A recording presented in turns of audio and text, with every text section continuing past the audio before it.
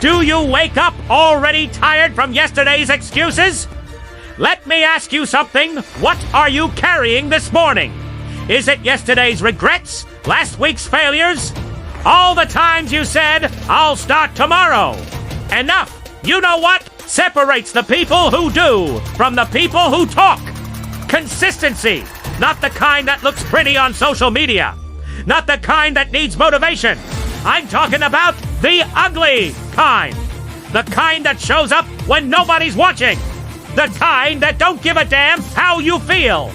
There was a swimmer once, trained 5 years straight, not one missed day, while the rest of the world made excuses. Rain, heartbreak, showed up every day. Why? Water didn't care about his feelings. It didn't care if he was tired. The water waited, quiet, still, unchanging. And guess what? Life's the same. It don't care if you're tired, sad, or scared. It moves on, with or without you. So, you better learn to show up, especially when you don't feel like it. This isn't about being a superhero. This isn't about being perfect. This is about one thing: doing what needs to be done, even when it's hard. Marcus Aurelius, that man didn't write his wisdom from a luxury spa. He wrote it on battlefields, mud, blood, and all. That's where greatness gets tested, when your body screams and your mind whispers, quit. But here's the trap. You wait for motivation. You think the greats are born with fire in their bellies every morning? Wrong. Grit beats talent when talent gets lazy. Angela Duckworth said it back in 2007. Grit wins. The ones who keep going, they win. Not the most gifted, the most consistent. I've seen it all. People train hard, post online, talk big, and vanish the moment life punches them in the mouth. You can't treat your dreams like a seasonal job. Either you're all in or you're out. Your routine is your anchor. It keeps you steady when your emotions go crazy. Discipline is boring, but regret. That stuff burns deep. Most folks can't sit with discomfort long enough to grow. They feel the pain and run. But the ones who stay, who push, who show up again, and again they become something unbreakable. So here's the truth. You're building or you're breaking every day. No in between. The water don't lie. The weights don't lie. The mirror don't lie. You do. So wake up, show up, shut up, and do the work. Because tomorrow isn't promised, but today. Today's waiting for you to prove who you are. The mirror of self-belief. When you look in the mirror, who do you see? Do you see a fighter, a warrior, a champion? Or do you see someone just pretending to be? Let me tell you something. Straight, there's a big difference between wanting something and believing you deserve it.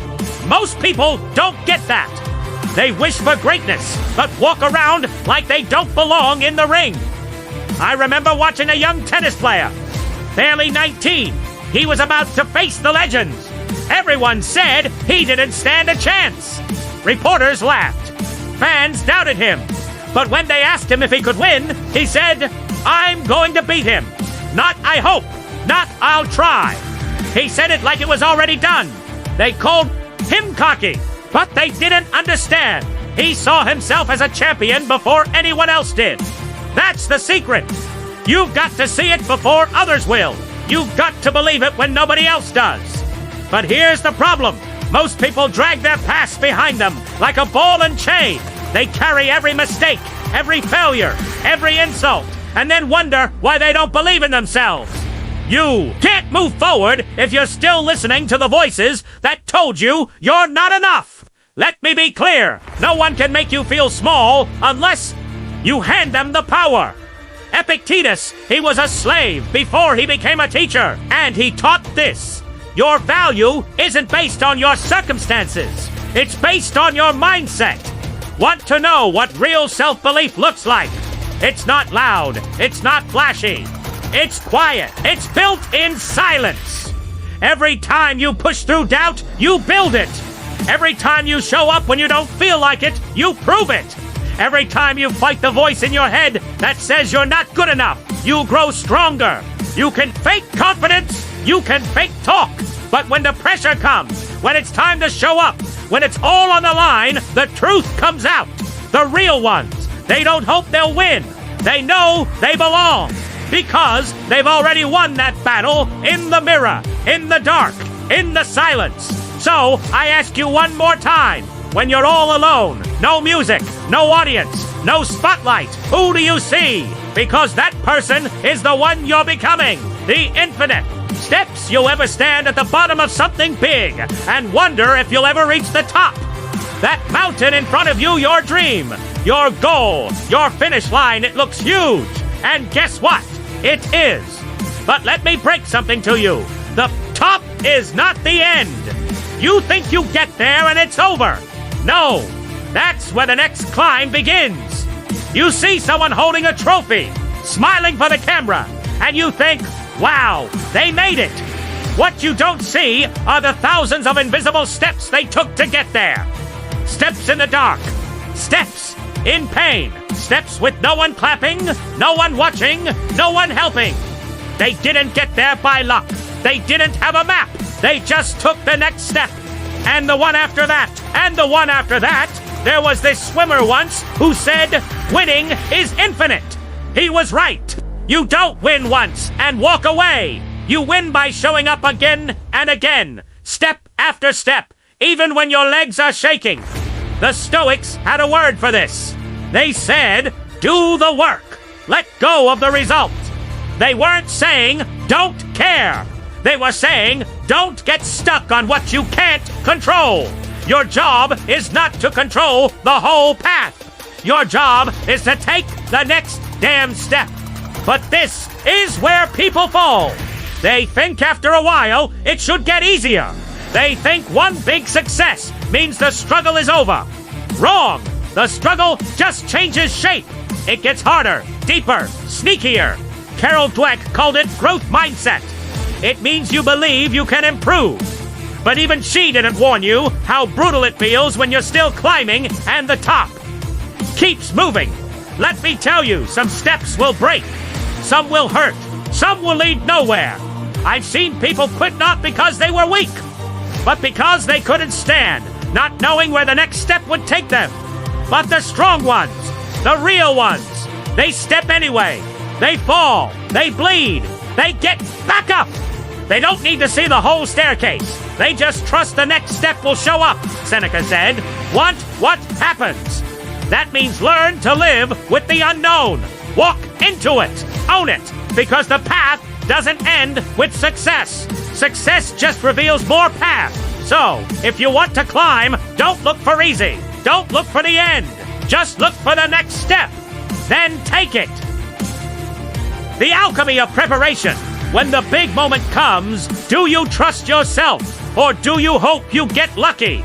Let's make something clear. Right now, hope is not a plan. There's a player I once heard talk about clutch moments. Game on the line, clock ticking. He said, I don't ask myself to do something I haven't done 1,000 times already. That's not ego. That's math. That's preparation.champions. Don't rise to the occasion. They fall back on their training. And most people, they think preparation means being ready when everything feels good. Wrong. Real preparation means being ready when everything goes wrong. I watched a young baller stay after practice every day. He didn't leave until he made 5 free throws in a row. Not to show off, not for likes. He was training his body to stay calm when the storm hits. The Stoics had a word for this premeditation. Malarum. It means you pictured the worst before. It happens. Not to be negative. But so when the worst does happen, you're ready. Marcus Aurelius used to imagine losing everything. Not to scare himself, but to train his mind. Courage isn't the absence of fear. Courage is preparation, running. The show when fear shows up. But here's the part most people ignore.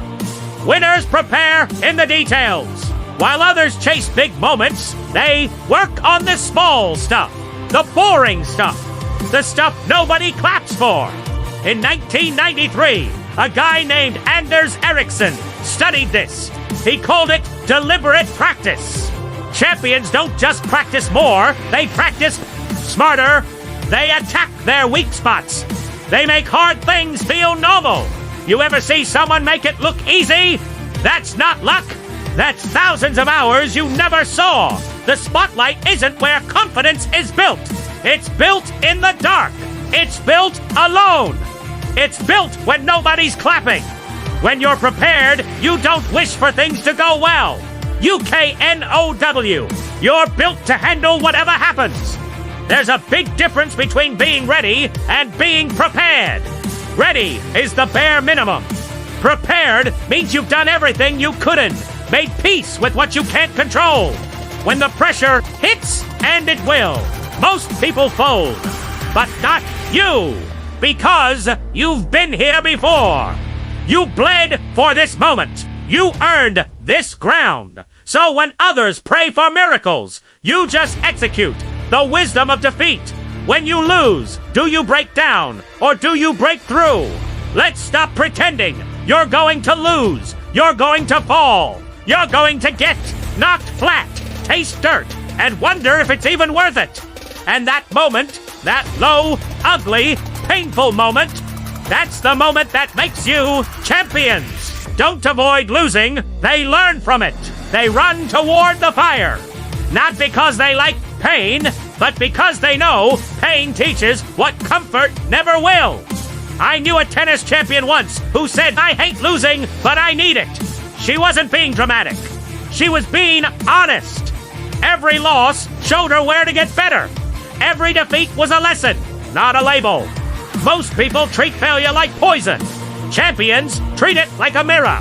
The Stoics taught this truth long ago. The obstacle becomes the way. Not because it's easy, not because it's fair, because it's real. Epictetus said, "We don't suffer from events, we suffer from our view of them." You lose a fight, what do you say? "I'm done. I'm not good enough." Or do you say, "What can I learn?" In 1972, psychologist Martin Seligman dropped a truth bomb. He called it learned helplessness. People who think a failure means forever. They stay stuck, but the strong, they see it as temporary, specific, fixable. They bounce back because they don't believe the lie that failure means you're finished. I've seen fighters get knocked out cold, and before they even sit down, they're breaking down the footage. Not for shame, for answers, because losing isn't the end. It's the test. It's the teacher. It's the tool that shapes your future. Anyone can smile when they're winning. But when you're hurting, when you're empty, that's when your character speaks. Real champions, they don't just lose. They lose forward. They get back up smarter. They take the L and turn it into leverage. Marcus Aurelius wrote, "What stands in the way becomes the way." You didn't fail. You got directions. You didn't fall. You got a foundation. But here's the hard part. You gotta be honest. No blame. No excuses. No finger pointing. Just look in the mirror and say, "This is on me. Now, let's fix it." Champions don't lose less. They learn more. They turn pain into power. Defeat into fuel. Failure into fire. The question isn't, will you lose? You will not. The question is, will it break you or will it build you? The choice is yours.